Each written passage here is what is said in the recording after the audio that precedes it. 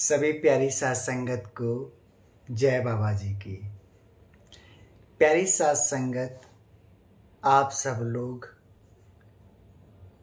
अपने असल जीवन के कर्तव्य को समझे।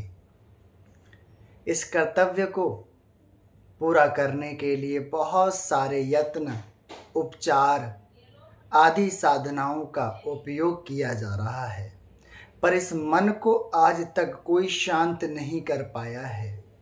मन को तो केवल परिवर्तन करना पड़ता है, मन को केवल परिवर्तन करना पड़ता है, पर आजकल कोई इसे परिवर्तन करने में कदापि लगा ही नहीं है। हर कोई इसे इसके अनुसार चल रहा है। मन को केवल परिवर्तन नाम शब्द की खुमारी से, नाम शब्द के जाप से, नाम शब्द की रूहानत से, नाम शब्द के सिमरन भजन से ही परिवर्तन किया जा सकता है, क्योंकि ये सालों साल से नौ इंद्रियों के स्वादों में डूबी हुई है, उसकी लज्जत पाकर मर रही है और हमें भी डुबो रही है। तो हमें आत्मा और इस मन को मिलाने के लिए सबसे पहले नाम शब्द की खुमारी को प्राप्त करना चाहिए। पर आजकल के लोग इस नाम शब्द को एक अलग तरीके से ही पकड़ने की कोशिश कर रहे हैं। उदाहरण के रूप में, जैसे एक नाग कोबरा जब समाज में बाहर निकल आता है तो चारों तरफ से लोग इसे घेर कर जबरदस्ती पकड़कर पोटली में बंद कर देते हैं।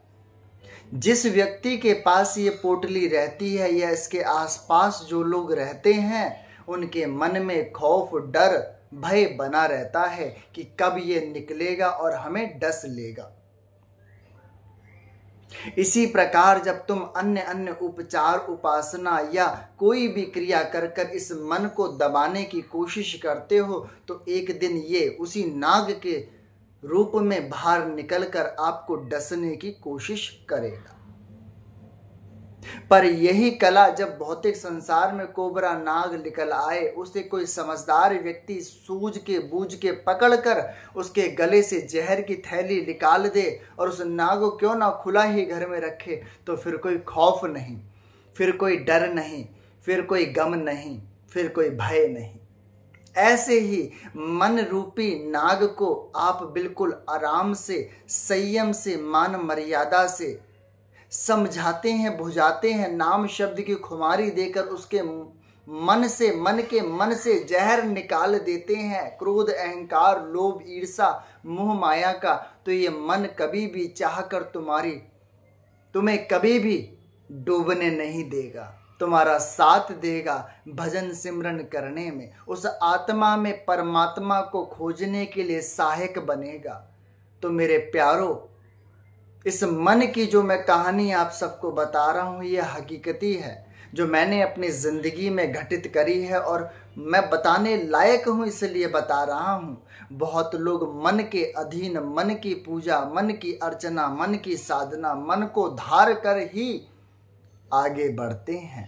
पर जब मन से मलिनता हटे, मन में मलिनता विभिन्न जन्मों की बेकार पड़े हैं, इसको नाम शब्द के साबुन से मिटाकर अपने अंदर आत्मा को परमात्मा से विलीन होने तक दर्शन करें।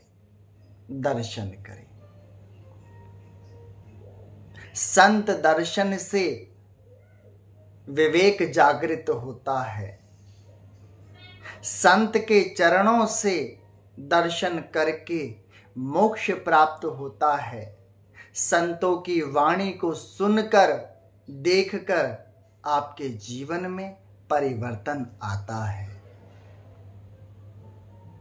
आप सबके सामने मैंने आज मन का सत्संग रखा है, इसको माने, सुने और समझकर आगे बढ़े। नाम शब्द की लज्जत को पाकर नौ इंद्रियां, मन आदि सब अपने जीवन को परिवर्तन करते हैं। तो मेरे प्यारों, आध्यात्मिक स्तर पे उतरो।